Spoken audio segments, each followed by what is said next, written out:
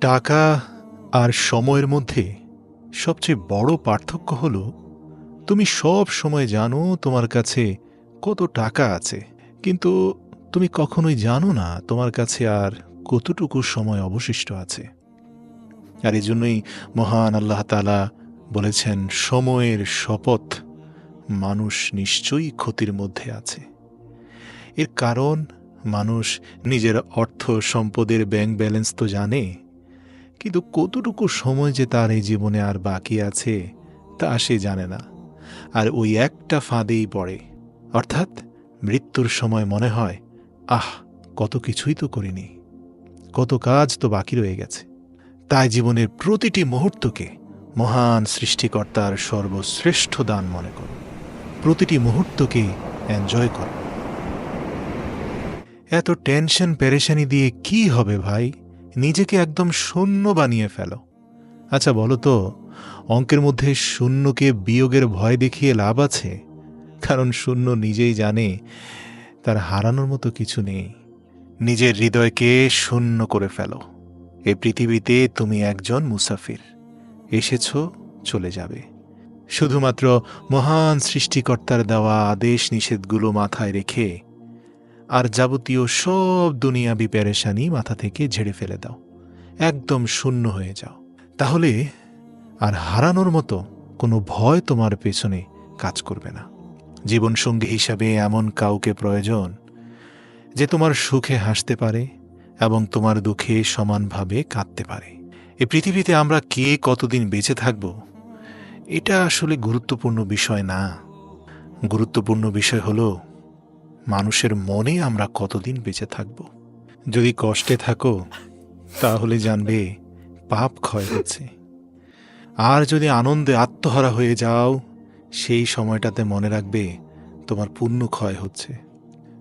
যদি কখনো নিজেকে খুব বেশি একলা মনে হয়, অসহায় মনে হয়, তখন একটু স্মরণে রেখো এই পৃথিবীতে তুমি একাই এসেছিলে, আর এখান থেকে একাই তোমাকে যেতে হবে।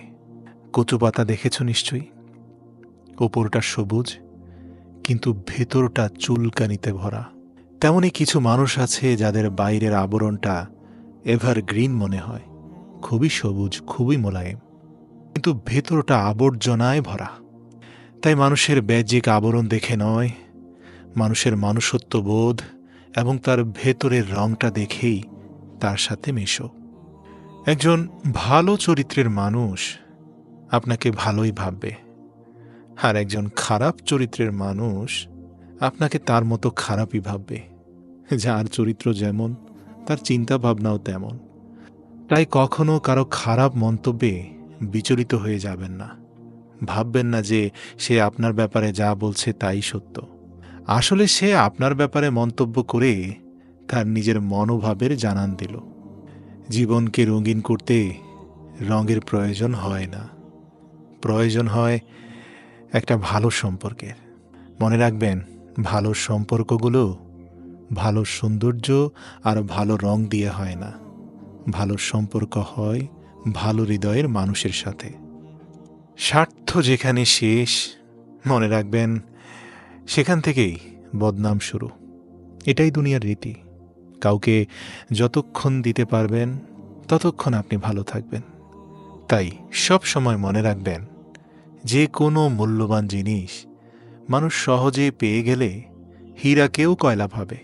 আর এজন্যই গুণীজনরা বলেছেন, ঘাম ঝরিয়ে পরিশ্রম করে লাল চালের ভাত আর মার খেয়ে যে প্রশান্তির ঘুম আসে, দুর্নীতির টাকায় 5 স্টার হোটেলের রিচ ফুড খেয়ে সেই ঘুম কল্পনাও করা যায় না। তাই মনে মনে আজ থেকে একটা শপথ করুন, আমি চেষ্টা করি জীবনের প্রতিটা সময় সবার সাথে ভালো করে কাটাতে। কারণ আমি সারা জীবন বাঁচব না, কিন্তু আমার স্মৃতিগুলো সারা জীবন মানুষের মধ্যে বেঁচে থাকবে। ভালো থাকতে হলে রাজপ্রাসাদের প্রয়োজন নেই, ভরসা পাওয়ার মতো একটা মানুষই যথেষ্ট। মনে রাখবেন, আপনার একদিনের ভুলটাই মানুষ মনে রাখবে, কিন্তু বাকি 99 দিনের উপকারের কথা বেমালুম ভুলে যাবে। এটাই পৃথিবীর বাস্তবতা। এটা মেনে নিয়েই আপনাকে চলতে হবে। আর এজন্যই কখনো কখনো ধরে রাখার চেয়ে ছেড়ে দেওয়া উত্তম।